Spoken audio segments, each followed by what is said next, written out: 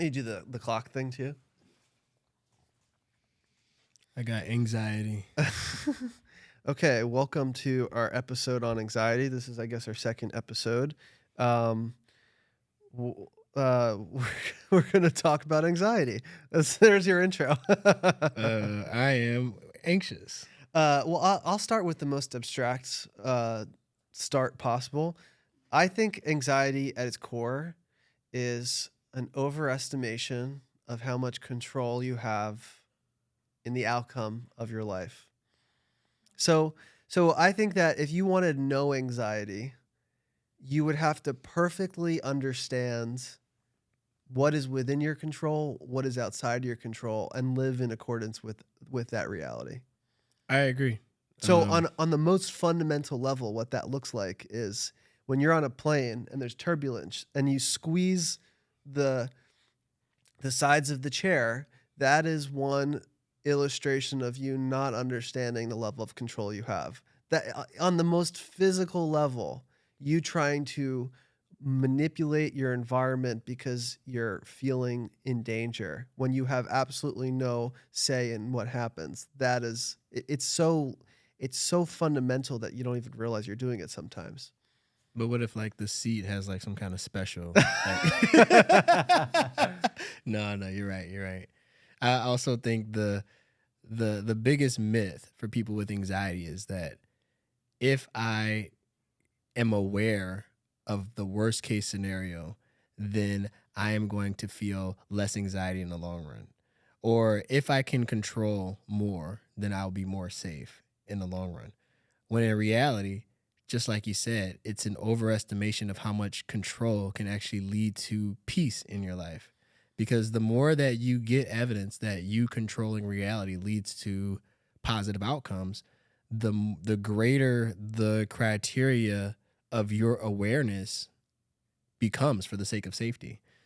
And so you can be someone in a panic room that feels at peace, and you could be someone who feels an increased heart rate in a very chaotic situation, and yet both people have anxiety because it's more about what is the criteria for safety that makes you feel at peace. What criteria do you need? If it's too high, then you're too anxious. Mm-hmm. It's in your perception of danger, and so like it's like part of, if just to jump to the how to work on anxiety. Part of working on anxiety is recognizing that the level of threat and danger that you feel is not appropriate for the circumstance that you're in. And also, I think, just to throw out another random thought, I think the amount of anxiety you have is directly related to the amount of mistrust you have in your ability to navigate a conflict as it is occurring to you. So like if you have, let's pretend, I can't imagine this is true. No offense. I am bullying you. I'm sorry. But if your car breaks down and you need to change your tire and you've never changed your tire before, I imagine the idea of that in this moment would cause you anxiety because you don't know how to do it. But if you've changed your tire 10,000 times, you know you have the tool in the back of your car, you know you have a spare tire, it doesn't really cause you much anxiety in this moment because you trust in your ability to navigate that situation in the future. So how much you trust your ability to navigate conflict and stress is directly related to how much thinking you're going to be doing about it now. I mean, I would even branch those out into two categories because the more there's two kinds of people with anxiety. There's one that is very, very prepared and efficient at preparing for whatever is to come. And they can feel at level playing. And I would call that avoidance. And then there's another category of people that are very anxious that if something's going wrong, they will only feel safe if they vent and vocalize those problems to their community to come to their rescue. And so you've got one group of people that are venting and vocalizing, and then you got another group of people that are survivalists and strategists that are preparing for the worst case scenarios. And I would say that both have a high sensitivity to threats in their environment. And yet the one that is more anxious feels safe depending on how many people are around them. But then the other one that leans to more avoidance feels safe depending on how capable they are, which is like both need to learn how to either I kind of learn from each other, and then also try to set the barometer for like how much certainty am I willing to tolerate, you know? And this is why it always goes back to attachment, because It does. no, because at the root of why attachment is necessary in adulthood, it's because it's your first lesson of understanding how to regulate your emotions. You have an external source of regulation that eventually becomes internalized, and now you are the regulator of your emotions. And if you have a hard time regulating in stressful scenarios, you're going to either gear towards the avoidance side, which is I'm going to, have 50 cans of beans in my bunker and be prepared for anything, or you're going to go towards the anxious side, which is I'm going to have 50 people to call and lean on and seek reassurance from, and those are the more anxiously attached people. Yeah, I agree. And both are experiencing dysregulation in different kinds of settings, but both are. And I would say that people who are trying to work on their anxiety, the goal is to experience regulation in the face of uncertainty. If you can experience regulation in the face of uncertainty, then you can become this magnet for security in those situations. If there's a crisis going on, people want to look towards the person who is secure. If you're an infant and you scratch your knee and it's not too bad, you want to see a face that looks regulated, so that you can regulate as well. And people who do that, who also are competent enough to try to solve problems in those moments, tend to create safety. But the problem with anxiety is that you feel dysregulated in the face of uncertainty. That increases your heart rate and gives you the energy to try to problem solve. And then you problem solve out of a state of survival, which isn't always a bad thing, right? Sometimes you need that sense of urgency. But if you're experiencing that in uncertain environments, it decreases the likelihood that you'll have a very optimal outcome. And then you become more convinced over time that you need to operate in that very same way in the future. And then you see someone who's kind of happy-go-lucky trying to look for parking, and they're regulated, and then they just find a spot somehow because their eyes are open enough to see it. Mm-hmm. You know, it's all about how can you find regulation and uncertainty, and that is so hard to do, but that's the how to work on anxiety. And when you start working on that, over time you develop a sense of trust with future issues. I feel like it always goes back to trust in the sense of like when you finally work on your anxiety enough to regulate in the face of distress, all of a sudden your sense of being able to regulate starts to change. You know, your ability, your sense of self-efficacy in how do I handle this upcoming storm changes the more you are calm in the middle of storms. And how to become calm in the middle of storms, I feel like, you know what's funny too? I feel like there's just random thoughts, but I feel like of the therapists on TikTok who are actually talking about fucking therapy, most of them are doing SNL skits. Sorry, I had to get that one out. It's just like, I find it so weird that there's this platform to provide like free help to people, and they're trying to like get on SNL doing like little skits about, oh, and the client doesn't show up, so you take a nap. Ha ha ha. Sorry. Keep going. Speak. You're right. So let's make a post about this. I mean, it makes us more unique, but I also think that maybe they just don't have anything to say. I don't know. I agree. That's but it's like, it's funny how I'm like congratulating ourselves also as, you know, just we're good. We're the best. We're the best. It makes us better. But what was I saying? I don't remember. You said you had something that was unrelated, but was that the unrelated thing? No. That like I feel like with anxiety there's this so you're obviously feeling this sense of danger, right? Like I'm in danger, and there's this weird feeling when you start to recognize like it's an inappropriate level of danger where you haven't yet reduced the anxiety, the awareness that your sense of safety is kind of wrong. is the awareness of it doesn't fix it, but it does create this little thought of like, wait a minute, I don't have to feel like this all the time. It's a very weird feeling, and not everyone has it. Not everyone has like a spontaneous moment where they go, well, why am I so activated all the time? Yeah. Because our minds are so good at convincing ourselves there's a reason you're activated and it's valid and you should pay attention to it. And the instinct to focus your attention on something you think is dangerous is so inherent in us. Like I always use this example with clients. I'm like, pretend you have a fear of snakes, and I told you that I put a garden snake in the garbage can right over there, right? How much are you going to be listening to me versus how much are you going to be staring at the garbage can? You know, that's what anxiety is, though. It's this very compelling argument to pay attention to something that truly is not dangerous, but your mind has convinced you it's dangerous.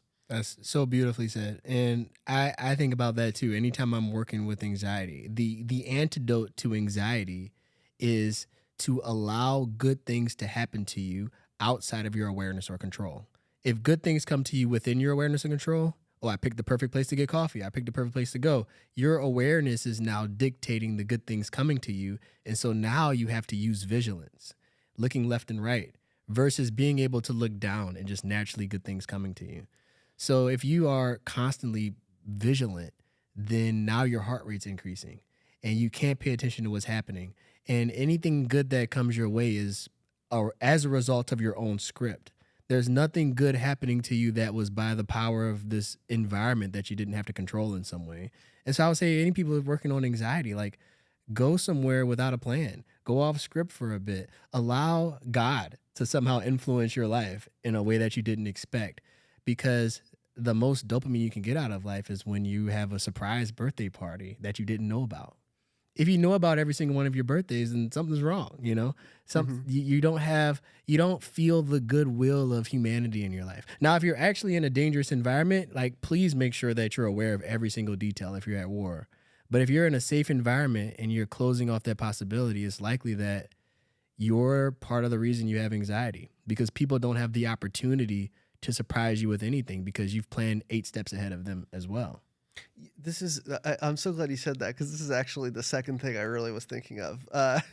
Because what you're getting at, you know, I love the way you're saying it, because you're not talking about any particular tool. You're more talking about the root of the problem. I think a lot of therapy, and I think there's a time and place for tools to help navigate therapy. In crises, definitely, right? But when you're not in a crisis, using tools kind of only reinforces the reality of something that's not real. You know, if it's the same as like if you have a neurological disorder where an imaginary lion separates you and the door, and I'm giving you lots of tools to walk around this lion with calmness. At the end of the day, if you continue to avoid walking through it, you're missing the point of the problem, which is the danger isn't real. And in the many ways in which you try to accommodate the danger, you're reinforcing its existence that's not existing. Mm-hmm. You know? Yeah, I love that analogy. but what you're talking about is exactly that. It's like, I mean, it's helpful to regulate your distress, especially when you're at a really heightened state of anxiety. But also to really work on it, you have to address the root problem, which is you still have this sense of control that's not really true. Mm-hmm. You've deluded yourself into a sense of control. Oh, like and the coffee thing's a great example, because someone goes on Yelp and they go through 50 coffee shops and they find one that's great and they go there and they have a great experience. Now my wife does this too. It's not just we're looking at my wife. He's looking at my wife. Elizabeth does the same thing. But okay, here's a perfect example. We hung out a few weeks ago. We went to that place where the waiter was a complete piece of shit. Just as a side note, so we went to this place. No, and Tilby, Jacob's wife. Are you going to name drop the place? I don't remember the name. Okay, they're lucky. It doesn't matter. Oh, I do remember now. But okay, so we go to this place. Elizabeth picks it out, and let me tell you, we knew of this place 2 years ago. So we really scoped it out. It's cool. It's hip. It's blah blah blah. The Tilby asked, "Hey, is this pina colada like? Is it like a classic pina colada?" And the response of the waiter was, "Well, it's not an Applebee's pina colada, but yes, it is a pina colada." Like the most dickish response you can have, right? Like spit coming out of his mouth. Yeah. And so she gets the pina colada, and let me tell you, this is the most non-pina colada I've ever seen in my life. It was like a fruit punch. It wasn't white, it wasn't creamy, it wasn't anything pina colada-y. So that experience, which was hand selected, ended up not working out. We went to the place next door, and it was the coolest freaking bar on earth. Turns out it like won an award for like best new bar. Elizabeth saw something. But the point is like this illusion of control. I'm able to control what my experience is going to be to such an extent is such an illusion, and we experience it in real time. And that happens to us all the time, where we go to the thing we thought we'd enjoy, and then next door is the real fun experience. Exactly. And then that's the funnest part about reality, which is existence.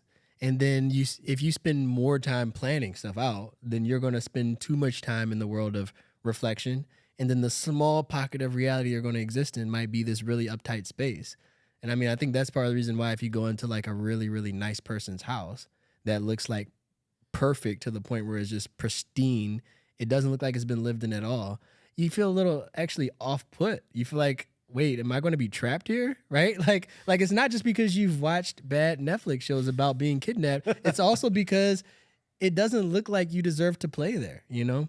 I mean, I think that's just one of the core roots of anxiety. It's planning, reflecting, and not enough play. And that leads to a lot of selfishness.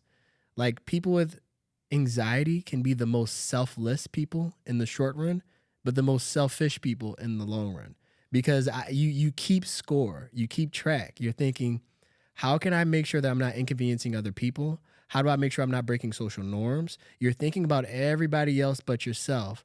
But for some reason, at the end of the day, you can't help but feel annoyed at this other person that seems so carefree.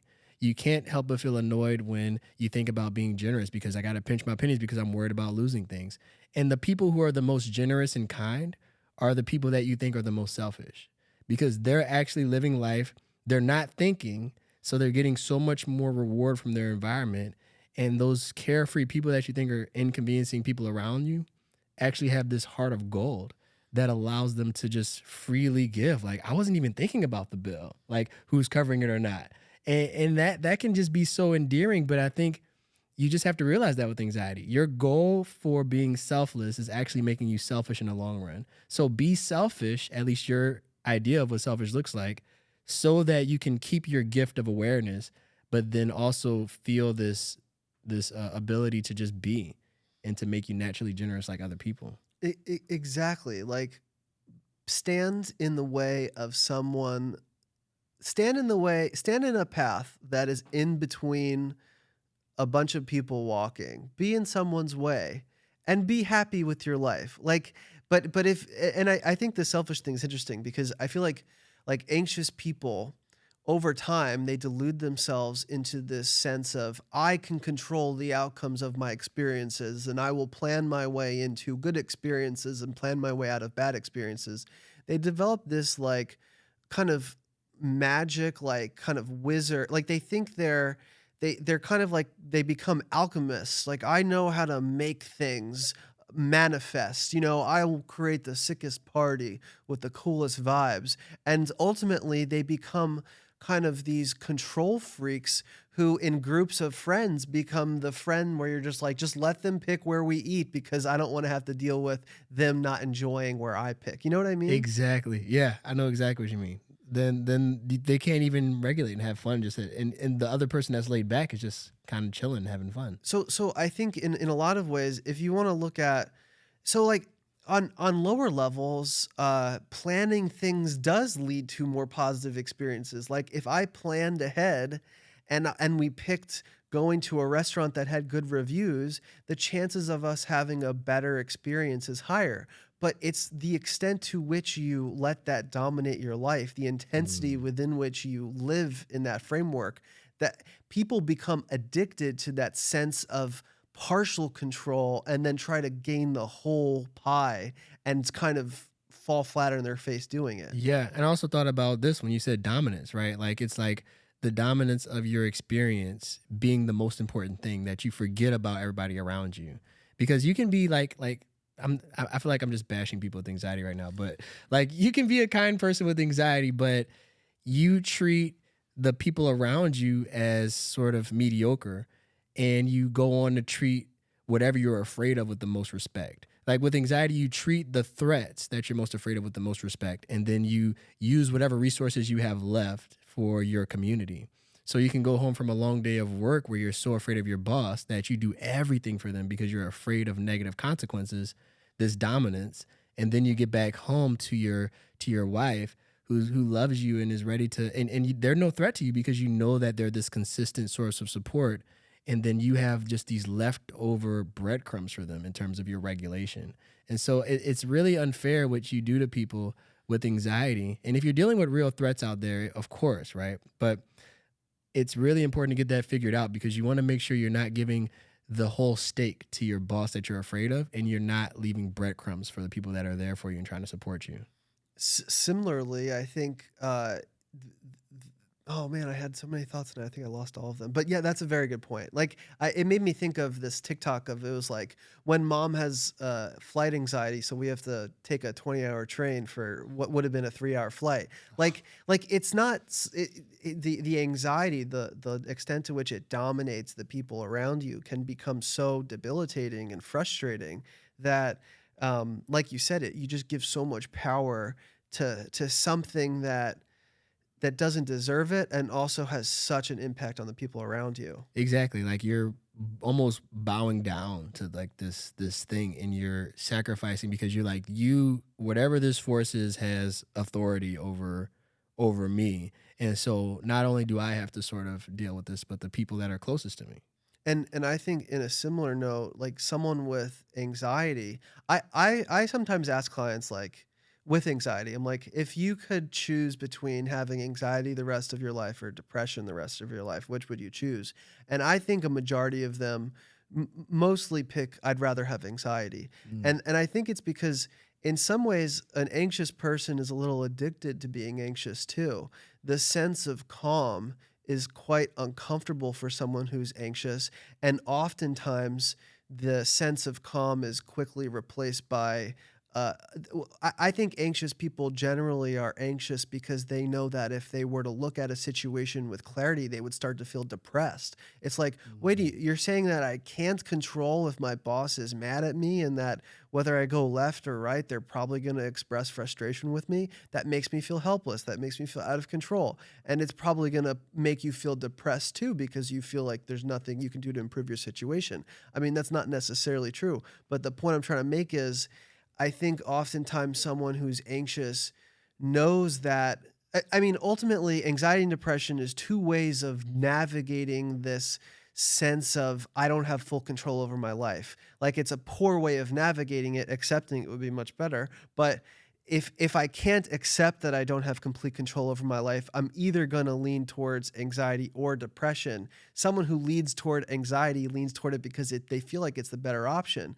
To go the other way, to fully accept your boss is going to be mad at you whether you like it or not, is an unfamiliar territory they'd rather not inhabit. You know what I mean? Yeah. And I mean, this could be the anxious attacher in me, but I would also say that it can be more dopamine filled if you are not relying only on anxiety, moving around all these obstacles in life, and realize that you are strong enough to take those obstacles on. Like, a lot of people have this thought of like, well, I don't want to be uncomfortable talking to my boss about getting a raise, when their boss is literally like, why aren't they asking for a raise yet? Right. And I think that's why getting rid of anxiety means getting more selfish, getting more angry, and taking up more space. And I think that's why a lot of people with anxiety meds start to get pissed off sometimes, because they realize, I've been putting up with this all this time. And it's really tricky because anxiety is so rewarded by the people who respect you the least. Like, if you are anxious about satisfying your boss, if you're anxious about satisfying your community and your people around you, you're quiet and moving around them. of course they're going to applaud because they're thinking, wow, I'm getting so much good stuff from you.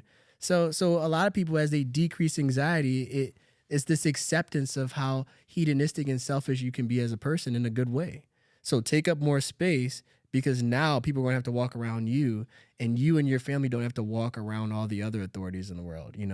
That's one way. It's not always the way, but a lot of people are missing out on the benefits of anger. What was the line you said? Anxiety is rewarded by, what was it? Anxiety is rewarded by the people that sometimes respect you the least. So explain that one to me. So like that sounds right, but I can't compute So if you have anxiety and it's making you afraid to ask for a raise from your boss who doesn't respect you, your boss is going to be rewarding that you're the best employee we got here. They don't respect you enough to say you actually are a great worker and you deserve a raise. So let me give you a raise. If you start to get angry and be like, I deserve more, I mean, if you have a bad boss, they're not going to really like that. See, that's the other thing too. I feel like we're talking about anxiety like with people who are in tune with their emotions enough that it's the most rawest experience they're having. But the truth is, as two straight dudes talking therapy. Let's go, baby. As far as I know. Yeah. Straight except for Jake Gyllenhaal. Dudes, right? I don't know. But I think I'm stereotyping, but I think particularly with straight male clients, sometimes their anxiety manifests more as anger. And because at its core, anxiety is a non-acceptance of the lack of control someone has in a situation. It's a inflated sense of control. That's what anxiety is in some way. And anger it often is an inflated sense of control, and in some ways it increases. It in some ways it has an impact. Like you get angry at a store because they're not returning your item that you want to return. You might actually use that anger to get something to happen. But oftentimes you can get super angry and nothing changes. You get cut off when you're driving and you get angry. And the reality is you're angry because it's a more digestible feeling to some than being anxious, which is actually what you're feeling because you almost got into an accident. And so I think there are tons of people who might be listening to this and they're not really consciously experiencing anxiety. What they're actually experiencing is a lot of anger. Yeah, totally. And I mean, just thinking about emotions, right? Like I think that even opens the door to what a lot of people might be experiencing quite differently with anxiety. But you can be someone who's anxious and you turn to anger a whole lot to get more control. Like I'm going to move around this to get control. Or you can be anxious about something and go to a state of sadness or defeat more often, of like, I have no ability to do this, so I'm going to try to operate more in quiet. I'm going to accept that I can't confront my boss, and I'm going to go home and penny pinch and save up more. And so I think people can go those different ways, and I also think that it can even be like you're talking about the gender thing too. But I think guys are often more rewarded for using more anger with their anxiety. I'm going to throw my weight around to get control, and then that leads to more anger. I feel like women often have to learn to operate in silence and secret of like, my husband's not going to carry the weight at home, so now I need to plan ahead and protect his ego to make sure that I communicate with him and then role model what I want him to do. I think that's sort of like why, a lot of women have a lot more health concerns. It's this pent up sort of energy that doesn't have to be released. And then you even add into the pot the physical element, right? Like women are often smaller in size and there's so much more assault happening done by men. So you also have to navigate. If you release your anger, that could put you in more danger than it would if you were a guy, 100%. I feel like I say this all the time to clients, but like to strongly overgeneralize for a second, I think men would generally benefit from learning to feel sadder and women would benefit learning to feel angrier. The problem is that a sad man might be mocked by a toxic person and an angry woman might be perceived poorly by a toxic person, So I think there's social constraints to being able to explore it. But generally speaking, men try to escape uncertainty by deluding themselves into thinking they can do more than they can. And women tend to delude themselves into thinking they can do less than they can. And maybe there's some truth to both of those things, but also it's probably just a lens. They're both just a lens through which you try to negotiate with your experience. Yeah. Wow. That line, that's perfect about men and women. Yeah. What do you think we should talk about next? I think it's also very reinforced, right? Once you start achieving those things, your worst case situations become like your checklist. To avoid those things, you're high performing. And the society tells you, good job, you're so planned, you're so organized, nothing is, you're a powerhouse. Mm-hmm. So then all of a sudden anxiety from everyone around you is just this amazing thing that everyone's applauding. And people don't even sometimes realize that that's anxiety. That thinking 5 steps ahead. Well, this is something that I've noticed a lot on TikTok, but also just in my personal life. It's like when you really start to analyze your achievement and performance and what drives it, and you start to recognize that it really causes you a lot of distress. Often people, when they start to grow with this stuff, they start to feel less ambitious. They start to go like, I don't really want to keep grinding it out. I find it exhausting. I find it less fulfilling than it used to be. I mean, ultimately, people tend to carrot and stick their way through life. And at some point, they're like, I don't really want this carrot.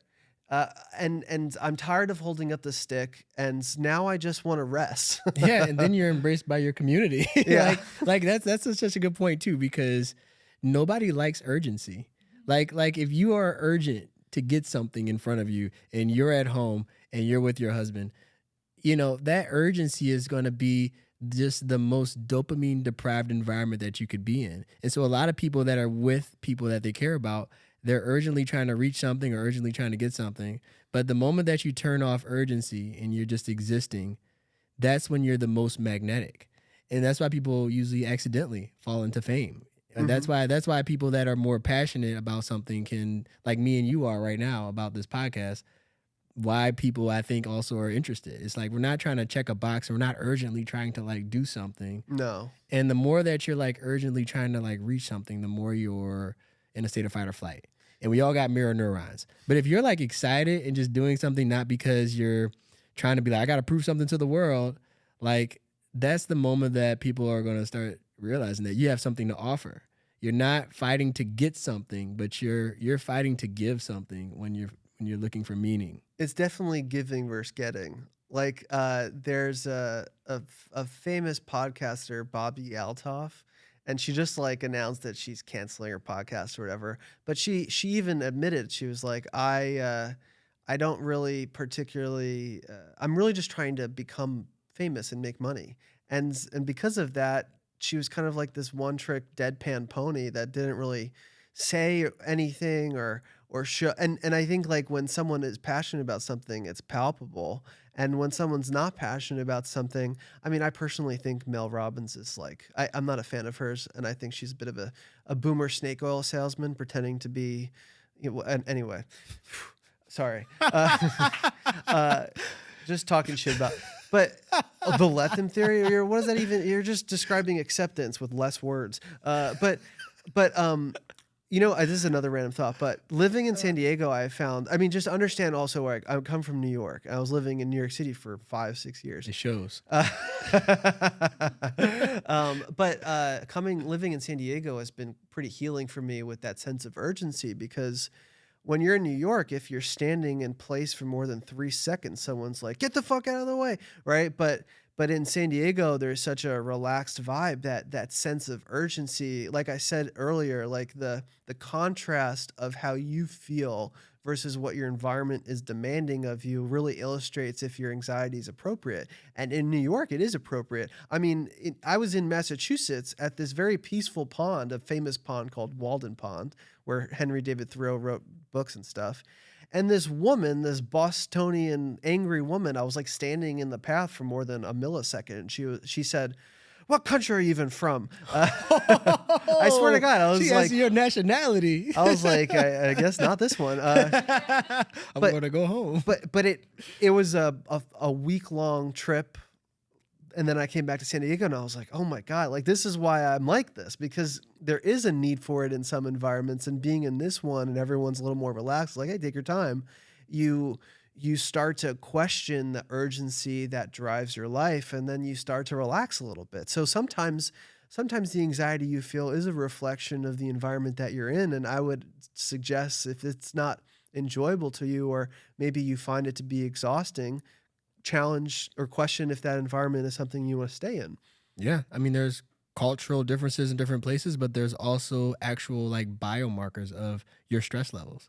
And so if you're even in a culture where it's just a culture of rush, go, go, go, I would bet that there's lots of stats that would show out there about like, well, what does your heart rate variability look like if you're kind of in that state of go, go, go all the time and urgency? When I first met you and you said you were from New Orleans, I told you that it's my favorite city, because when I visited it for the first time, it was this very relaxed kind of chill vibe of no one's really trying to become famous. They're just kind of like high and drunk and walking around outside with drinks that they took to go, which is funny. It's all about your inherent worth. It's not about what you can contribute. It's about what you can show when they throw beads at you. But there's an I mean, I've never been there for Mardi Gras, but it's like there's a more relaxed vibe in that environment, and it makes you question, like, wait a minute, I don't have to be constantly on edge all the time. It's nice. Yeah. If you set up your whole life preparing, then you never get a chance to play, which is the point, right, of the rule setting. And anxiety is all about self-preservation. Mm-hmm. That's pretty neat, Bo, huh? You wanna put a pin in it there? We still got 4 minutes. I don't know. I mean, maybe we could just reach out to people. Like, can you guys comment and let us know what you want? And You're just trying to get engagement. You're such a Smooth snake. I'm using my inherent worth right now. I'll say one more thing about anxiety. I think that I got one more thing too after that. You go first. Oh, okay. You're like, oh shit, I didn't have anything. I think it's good, like a good intervention, like that people can take away, like a self-help thing, educational content, is like, as a therapist, I have a judgment call to make whenever my sessions are about to start. Let's say I have a session that's starting in 5 minutes. I can choose to sit down in front of my computer 5 minutes early and still have like my bladder slightly like ready to go and then not have my favorite coffee. Or I can go to the bathroom and make coffee in 8 minutes and be 3 minutes late for my session.